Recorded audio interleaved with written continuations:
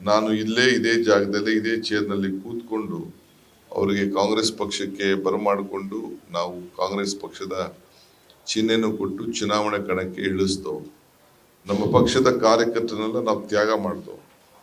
ಆದರೆ 35,000 ಅಂತರದಿಂದ ಅವರು ಸೋತ್ರಾದ್ಮೇಲೆ ಅವರ ಹಿರಿತನಕ್ಕೆ ನಾವು ಗೌರವನ ಕೊಟ್ಟು ಒಬ್ಬ ಹಿರಿಯ ಮಾಜಿ ಮುಖ್ಯಮಂತ್ರಿಗಳು ಅಂತ ಹೇಳಿ ಅವರು ಆಡಿದಂಥ ಮಾತು, ಅವರು ಒಪ್ಕೊಂಡಂಥ ಬಿಜೆಪಿ ಮೇಲೆ ಏನು ಕೆಲವು ಅನೇಕ ವಿಚಾರಗಳನ್ನ ತಿಳಿಸಿದ್ರು.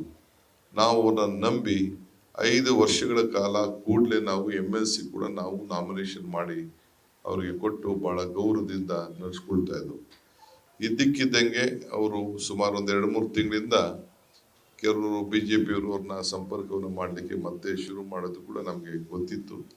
ನಿನ್ನೆ ಎಲ್ಲ ಮೊನ್ನೆ ಬೆಳಗ್ಗೆ ಕೂಡ ನಾನು ಮಾತಾಡಿದೆ, ಪಾರ್ಲಿಮೆಂಟ್ ಟಿಕೆಟ್ಗಳ ಬಗ್ಗೆ ಚರ್ಚೆ ಮಾಡಬೇಕು, ನೀವು ಬಂದು ಭೇಟಿ ಮಾಡಿ ಅಂತ ಕೂಡ ಅವ್ರಿಗೆ ತಿಳಿಸಿದ್ದೆ. ಅವರು ಅನೇಕರನ್ನ ಬಿಜೆಪಿಯಿಂದ ಕಾಂಗ್ರೆಸ್ ಸೇರ್ಸಕ್ಕೆ ಬೇಕಾದಷ್ಟು ಸೇರ್ಸಕ್ಕೆ ಪ್ರಯತ್ನ ಮಾಡಿ ಕೆಲವ್ರನ್ನೆಲ್ಲ ಸೇರಿಸಿದ್ದಾರೆ. ಇನ್ನ ಕೆಲವು ಹೆಸರುಗಳು ಕೂಡ ನನಗೆ ಕೊಟ್ಟಿದ್ರು.